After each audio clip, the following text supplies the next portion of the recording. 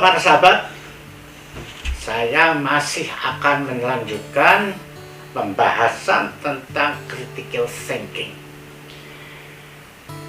Pada episode yang lalu saya sudah membahas tentang apa yang dikatakan Richard Toll mengenai keutamaan berpikir. Ya. Ada beberapa yang sudah saya bacakan satu persatu. Sekarang ingin saya bahas masing-masing keutamaan itu. Yang pertama adalah berpikir bebas atau otonomi pemikiran. Nah, saudara sekalian, untuk benar-benar bisa berpikir kritis, ya, manusia ini, maka dia harus mempunyai pada derajat tertentu kebebasan berpikir. Jadi ada ruang di dalam pikirannya untuk bebas, untuk berotonomi dalam berpikir. Sebab apa? Kalau seseorang dalam hidupnya atau pikirannya ditekan oleh suatu kekuatan apapun itu sedemikian rupa sehingga dia tidak bisa berpikir bebas atau berotonomi dalam berpikir, ya, pikirannya terjajah, maka dia tidak mampu berpikir kritis di dalam dirinya. Nah, oleh karena itu, saudara sekalian, kondisi adanya kebebasan atau otonomi di dalam pikiran seseorang itu akan memungkinkan orang itu untuk bisa menilai pikirannya sendiri berdasar hati nurani dia. Nah, itulah yang kita butuhkan untuk seseorang bisa berpikir kritis. Nah, saudara sekalian, di dalam dunia ini memang kita harus mengakui bahwa tidak ada kebebasan yang absolut, tidak ada. Ya. Kita sebagai manusia sedikit atau banyak pasti terikat pada kekuatan-kekuatan tertentu. Di dalam sosiologi dikenal kekuatan itu adalah yang pertama egocentricity, yaitu terpusat kepada diri sendiri. Ya. Jadi kekuatan yang membuat manusia itu terpusat pikirannya pada dirinya sendiri. Di dalam pikirannya itu, diri sendirilah yang paling harus dicintai, diri sendirilah yang paling penting, paling bisa dimengerti adalah diri sendiri, dan yang paling harus dipenuhi kebutuhannya, harus diprioritaskan, dan seterusnya dan seterusnya. Itulah namanya egocentricity. Nah, jadi kalau kekuatan ini ada di dalam manusia, ya kita mengertilah tentang itu. Nah, tetapi saudara sekalian, egocentricity ini harus bisa kita hilangkan, ya, sedikit demi sedikit. Memang tidak bisa hilang sama sekali ketika manusia menjadi dewasa, ya, dihilangkan sedikit demi sedikit sehingga manusia tidak menjadi sangat egoistik. Nah, tetapi kemudian kekuatan egocentricity ini tergantikan oleh kekuatan dari masyarakat sekelilingnya, ya, karena setiap manusia mempunyai lingkungan sosialnya masing-masing. Itu pun punya kekuatan menekan pikiran bersama itu kepada manusia tadi. Itulah yang disebut sociocentricity, yaitu keterpusatan kepada lingkungan sosialnya. Nah, sociocentricity ini sangat kuat, saudara sekalian. Contoh kekuatan apa yang membuat seorang pribadi kemudian dalam tanda petik ditekan oleh kekuatan dari luar? Misalnya ajaran agama. Kita sering merasakan bahwa karena ajaran agama itu seolah-olah pikiran kita ini sudah dipenuhi dengan ajaran itu. Kita merasa baik kalau sudah dipenuhi. Tapi saudara sekalian, kita tetap tidak bisa membuat pikiran dari kekuatan dari ajaran agama itu menguasai seluruh pikiran kita, dan kita tidak mempunyai kebebasan berpikir sedikit pun. Itu juga saya kira tidak baik, karena seringkali ajaran-ajaran agama kan diberikan oleh orang bermacam-macam. Kalau itu semua kita terima dan kita tidak punya kemampuan untuk mengkritisi itu dan mengecek kepada tokoh-tokoh agama yang lain untuk menemukan mana sebetulnya yang paling benar dari antara tokoh-tokoh yang kita percaya itu. Nah, itu adalah ruang otonomi manusia, ya. Nah, kemudian ada juga kekuatan-kekuatan dari adat istiadat. Ya, kalau kekuatan dari agama itu tadi fanatisme, tetapi adat istiadat kesukuan kita pun juga bisa menimbulkan fanatisme. Kemudian ideologi negara, saudara sekalian, itu juga bisa menekan kita. Itu yang sering disebut sebagai sovinisme. Dan sovinisme ini bisa menciptakan suatu bencana.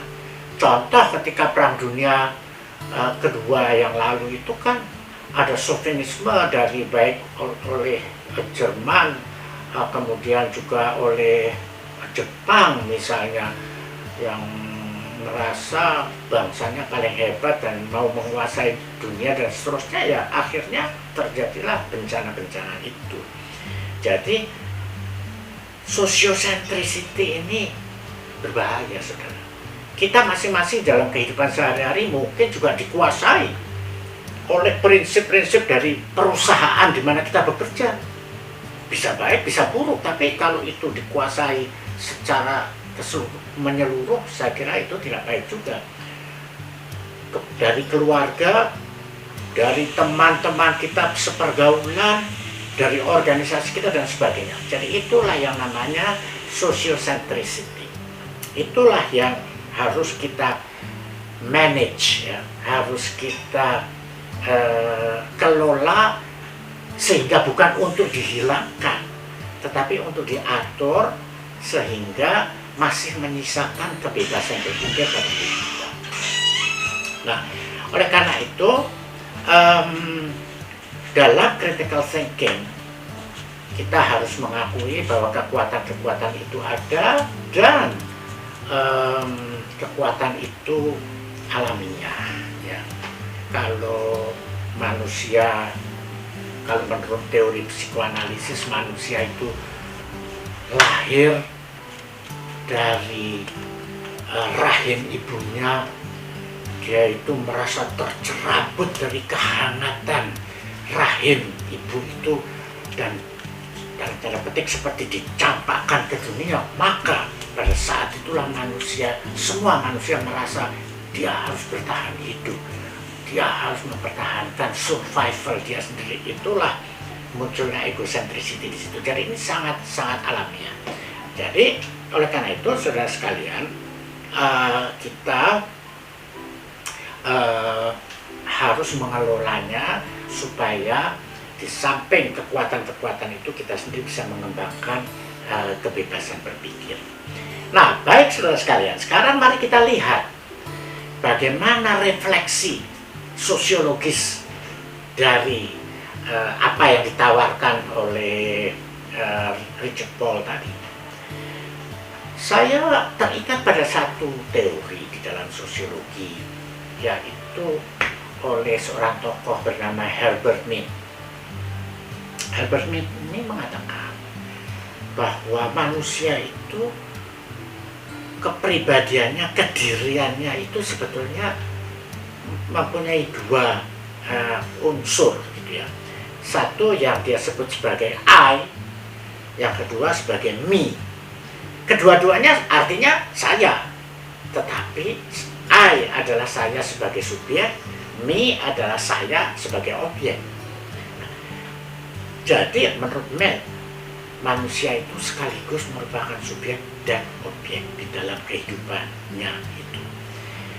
Nah, persoalannya jangan sampai keseimbangan antara I dan me itu terlalu jomplang begitu. Kalau I-nya yang kuat lebih dari me, ya memang orang itu sifatnya biasanya lebih individualis. Kalau me-nya yang lebih kuat, orang itu memang pada dasarnya orang yang lebih patuh pada masyarakatnya, begitulah kira-kira. Nah, jadi kalau kebebasan berpikir sebaiknya tetap, jadi I-nya itu tetap kuat sehingga mempunyai masih kebebasan berpikir. Kalau me mendominasi 100%, mungkin dia tidak punya kebebasan berpikir. Demikian secara sosiologis. Nah, sekarang kalau dalam kehidupan sehari-hari, saudara sekalian, misalnya partai, apakah partai itu baik ya? Tapi apakah anggota partai itu kalau dia berpartai harus kehilangan kebebasan berpikirnya? Wah, hati-hati kalau sampai seperti itu. Tapi kenyataan banyak saudara sekalian itu terjadi. Contoh misalnya, kalau sudah sampai pada misalnya ini waktu untuk pencalonan presiden, itu kalau kita dengar suara dari para pengikut partai itu berdebat misalnya di televisi, sudahlah, kita tidak menonton juga nggak apa-apa, karena suara mereka pasti sudah bisa ditebak. Yang ini akan bicara apa, yang itu akan bicara apa, dan itu adalah tidak bisa ditawar lagi karena partai mengatakan itu. Oleh karena itu, ini sebetulnya suatu hal yang tidak baik kalau partai juga tidak memberikan kesempatan pada anggotanya untuk berpikir bebas pada derajat-derajat tertentu. Nah, kemudian lagi-lagi mengenai kehidupan beragama, saudara sekalian, jangan sampai kehidupan beragama itu tadi sampai membuat manusia kehilangan kebebasan berpikirnya. Walaupun saya tahu tidak 100% kebebasan itu, tetapi ada, sehingga tidak menjadi ya, kekuatan kita beragama tadi menjadi fanatisme, apalagi masuk lebih jauh lagi ke dalam radikalisme atau masuk lebih dalam fundamentalisme dan sebagainya ya. Jadi berpikir kritis itu tetap mempertahankan otonomi berpikirnya. Kalau ada ajaran di dalam agamanya, kalau dia tidak sependapat, dia bisa cek kepada pemimpin agamanya yang lain lagi di sana supaya dia bisa mendapatkan keseimbangan. Jadi begitu cara kita mendapatkan kebebasan dan otonomi berpikir. Nah, sekarang kalau di antara kita ingin, saya mau sekarang menciptakan atau belajarlah pada diri saya untuk mempunyai kebebasan berpikir. Tapi kalau mendengar tadi uraian terlalu panjang, wah bagaimana ya, susah sekali itu, begitu. Baik, saya hanya akan memberikan kata kunci yang sangat pendek. Jadi Anda kalau misalnya di suatu ketika mau mengingatkan diri sendiri, wah saya harus berpikir bebas, itu ada beberapa kata kunci. Satu misalnya, kita katakan ketika ketika kita dalam situasi tertentu, apa kata hatiku? Coba cek apa kata hatiku, satu kata itu aja. Baru nanti kita akan tahu, waduh, kata hatiku mungkin tidak sesuai dengan itu. Atau ada kata lain, berdosakah bila aku punya pendapat yang lain? Nah, itu biasanya kalau kita mendengar wejangan dari seorang tokoh agama, kita harus bilang, berdosakah bila aku berpikir yang lain? Kalau kita merasa tidak berdosa, kita cek kepada pemimpin agama yang lain. Siapa tahu tidak persis seperti itu, siapa tahu ada perbedaan yang memang ada dan seterusnya. Nah, jadi itu saudara sekalian, suatu kunci-kunci yang praktis untuk kita melatih diri kita untuk mempunyai kebebasan berpikir. Karena itu sangat penting bagi pribadi manusia. Nah, baiklah saudara sekalian, itu adalah keutamaan berpikir pertama yang diajukan oleh Richard Paul. Sampai berjumpa pada episode yang berikutnya. Terima kasih, semoga berguna.